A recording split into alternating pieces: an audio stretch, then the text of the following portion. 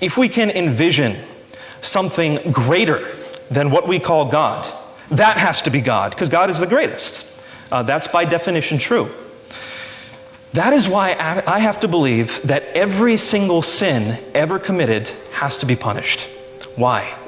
Because someone who is just punishes every crime.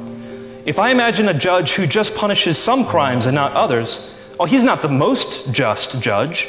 He might be merciful, he might be nice, but he's not the most just judge. I can imagine someone more just, someone who punishes every crime.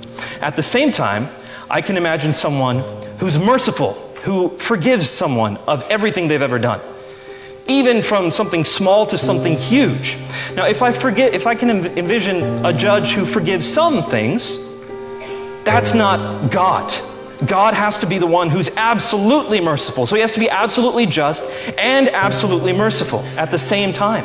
But he also has to be absolutely loving in his essence. We've already seen that, unfortunately, the monadic conception of Allah does not allow for an absolutely loving God. But if love is a good thing, then I postulate that God has to be the most loving being. If self-sacrifice is a good thing, I postulate that God has to be the most self-sacrificial.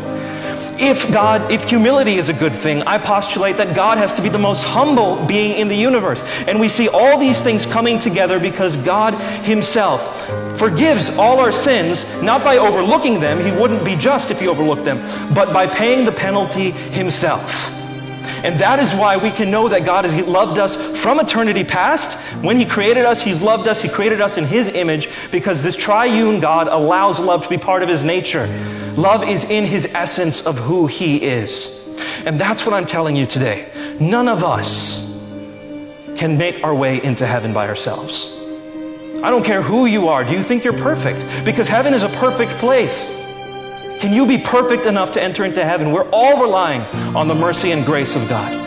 But I'm here to say that God gave it to us 2,000 years ago. Just accept his mercy. The Jews have said that God was pluriform. We see that in the New Testament, that one of those persons became flesh and dwelt on this earth. Jesus claimed to be that God, and when he died on the cross, it was an act of forgiving our sins. Islamic theology, Christian theology, Jewish theology, we can argue all day long, but do not neglect the one true God.